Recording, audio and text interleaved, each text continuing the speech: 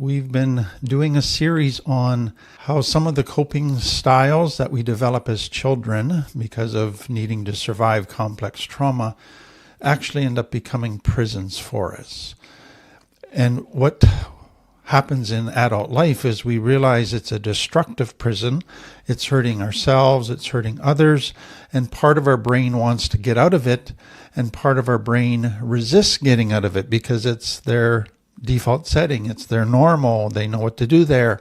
And so it sets up all kinds of systems to keep us stuck there. And so a big part of recovery is understanding what these prisons are and then beginning to learn how to change them and get out of them. What I really want you to understand as we do this series is not about shaming people and saying you're bad for being stuck in a prison. You didn't begin the process that got you in a prison.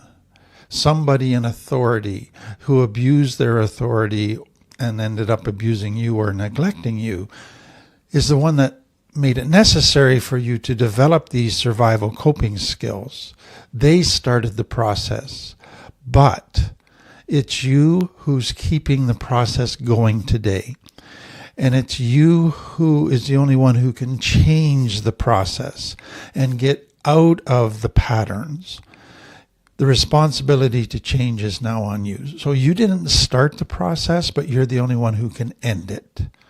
You're the only one who can learn the tools needed to stop it, the tools needed to have better ways of coping, and that's what this series is all about.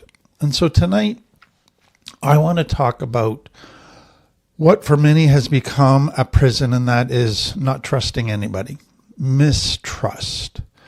And so a child who was repeatedly betrayed by their parents, lied to their parents weren't there for them to meet their needs, their parents were inconsistent in meeting their needs, their parents who broke promises, who kept secrets.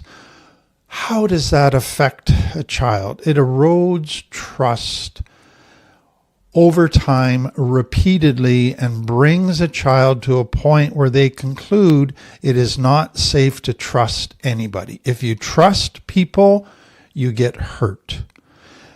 Therefore, they develop a logic. As they go into adult life, it says it's better to only trust yourself, to not trust anybody. So they do that. But then what happens is they can't have intimate relationships because intimate relationships need trust and you need to be able to trust others. And they have all the problems that come out of not trusting somebody else. And so all their intimate relationships are messed up. But then they can't even trust themselves. And so they hurt themselves. And they have a default setting that says, I know how to deal with untrustworthy people. So they're drawn to untrustworthy people. And so then they have all the emotions that come from not being able to connect, not being able to be authentic. And so there's a loneliness and an emptiness that comes out of it. But they're afraid to break out of it because they're afraid to trust. And that happens to so many people from complex trauma. And it's a very painful reality.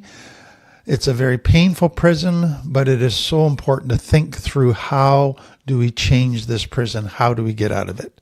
So let me begin again by giving you a test on, do I have this prison in my life? Do I have mistrust as my go-to, my default?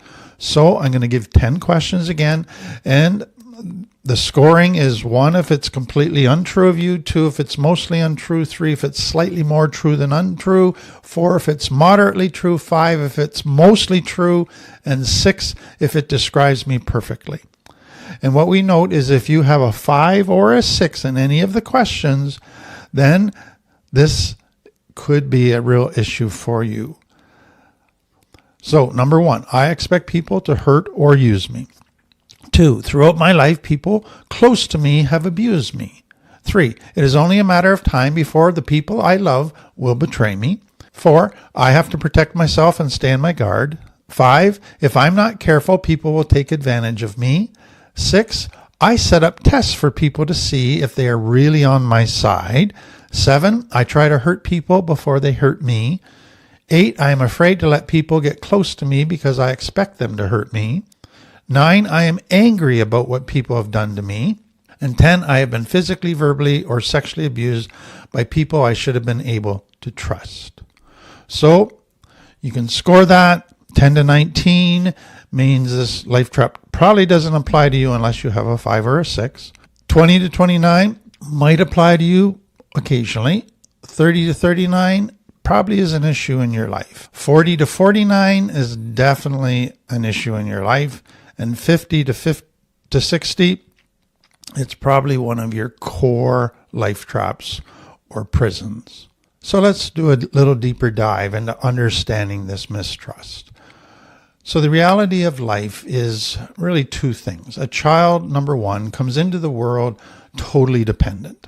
They can't meet any of their own needs, and so in order to survive, they need to be able to rely on somebody who loves them, who is consistently there for them to meet their needs. So trust is essential for survival in an infant. But secondly, as they grow, they discover that true, healthy intimacy, really getting to know somebody, having a loving, meaningful relationship, needs complete trust. If you don't have complete trust, then the relationship is just fraught with problems. And so trust becomes, or is, an important foundation piece of a healthy life. That's the important starting point. But what you begin to realize is trust is my part, but I then need a trustworthy person. If I don't have a trustworthy person, then trust is violated. Trust is eroded. So what makes a trustworthy person? And so a trustworthy person is somebody who is committed to love, who's committed to speaking the truth, being reliable, to justice, to caring for the needs of another person.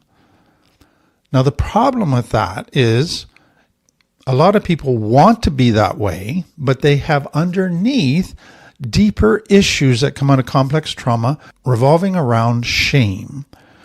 So if you have deep shame and fear, then usually what that does is it drives you or creates in you unhealthy drives. So addiction, greed, a lust for power, a lust for sex, a lust for position.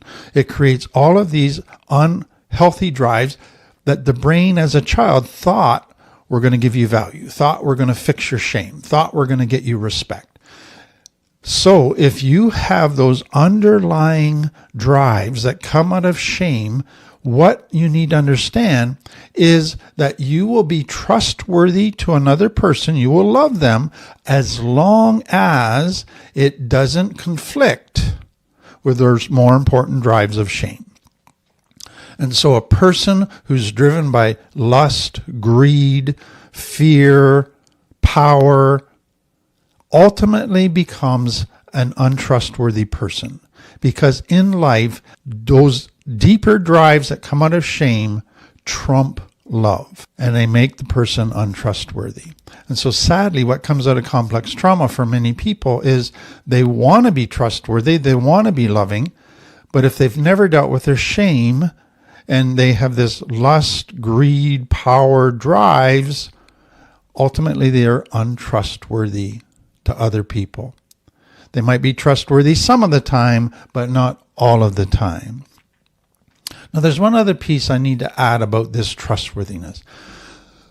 A lot of people coming out of complex trauma develop a distorted view of what it means to be trustworthy. And what it basically means is you need to be there for me even when I'm being wrong or unhealthy. So you need to lie for me. You need to keep my secrets. You need to clean up my mess. You need to bail me out of problems. That's being loyal. That's being trustworthy. That's a distorted view of trustworthy. That's basically saying you need to enable me to stay sick and unhealthy and clean up after me. True trustworthiness is I am more committed to truth and being healthy than I am to what you want. And if what you want is unhealthy and conflicts with truth and healthiness, then I'm not going to do what you want. And you're going to accuse me of being untrustworthy, but actually I am very trustworthy because my highest commitment is to truth and healthiness. So that is what makes a trustworthy person.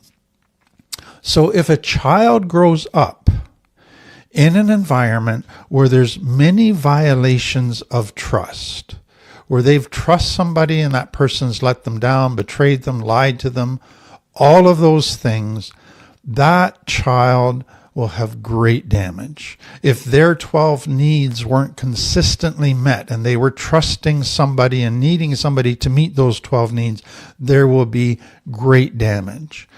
And if that happens repeatedly, a child's hope also gets eroded that there will ever be anybody to trust.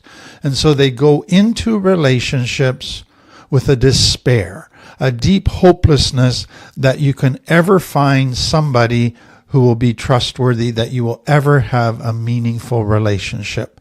So lack of trustworthiness erodes trust, but it also erodes hope, which then affects all future relationships.